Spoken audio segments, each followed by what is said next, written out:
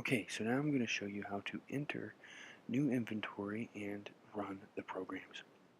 So open up the numbers folder, or the numbers program, and what we're going to do is we're going to look at the Nicoles, the Maxis, the Perfects.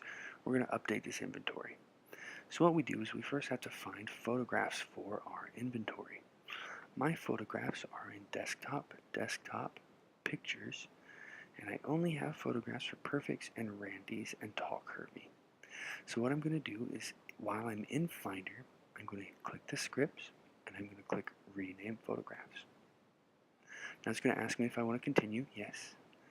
And I told you that I only have Perfect, Randy, and Tall Kirby. So let's start with Perfect. I know in that file I only have extra small. And looks like I got to go back. Perfect.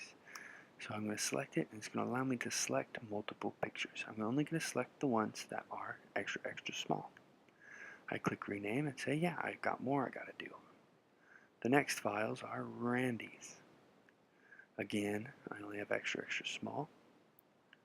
Go back to Randy's. Got 4 of them this time, so I'll do all 4. And I also have Tall Curvy, I believe. Yes. Now, Tall Curvy, you don't have sizes, but you have solids or patterns. Now, you don't really need to do solids or patterns, like you just do one of them, but if you do solids, they'll show up first in your Facebook feed, which means your customers are going to look through all the solids before they see your patterned leggings. So I've got solids in this file, so let's go Tall Curvy, select those, and we're going to go all 4 of those are solids. I have no more photographs, so I click no, and notice all of those photographs are now missing. They've moved from where they were.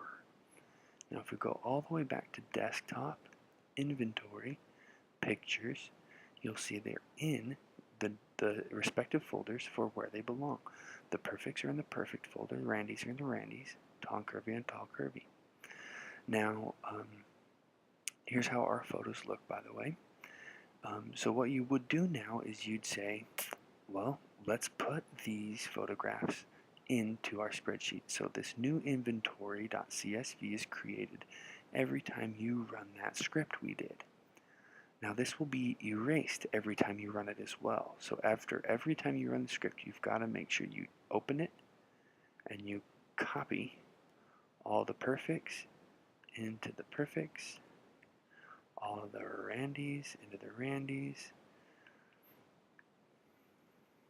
and all the Tall Curvy into the Tall Curvy.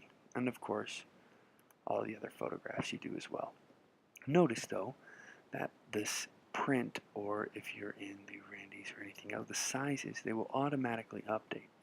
That's because that's how the photograph is created. The first number, I'll zoom in, the first number in this sequence of numbers is the size. And so 0 is extra small. Then it's the date, 16. It's the 5th month. It's the 18th day. And this was the 4th photograph that we took, or the 4th photograph retranslated. Okay. Okay, so now that we've got our inventory in place, you could go to the Inventory tab and just admire your massive collection of clothing. Now we're going to actually run. Actually, we don't need to run the script because everything's already in our photographs folder. So when you upload to Facebook, copy, drag into Facebook, everything's there for you.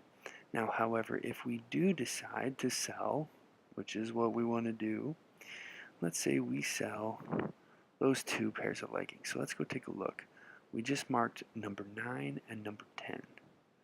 So that would be this reddish color and this reddish color. So remember 9 and 10. So what we do when we're in the numbers program, if you click the scripts button and update inventory, it will run through all of the tables. It will keep track of all of the items that it say sold and all the items that aren't sold. Then it will create a missing photographs text file. And if there's nothing in there, like this says missing value, that's good. you're not missing any photographs that are in your inventory. Occasionally, a file called extra photographs will be created, and that will tell you you've got photographs in your inventory, pictures that aren't in your spreadsheet. Now, if you go back and look at the tall curve, you notice we only have 2. We used to have 4. We used to have 8, 9, 10, 11. Now we only have 8 and 11.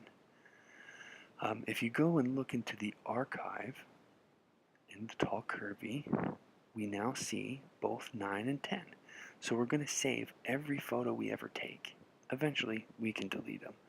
But if a customer sends it back, or if the person backs out of the sale, we don't have to delete the photographs and retake them every time.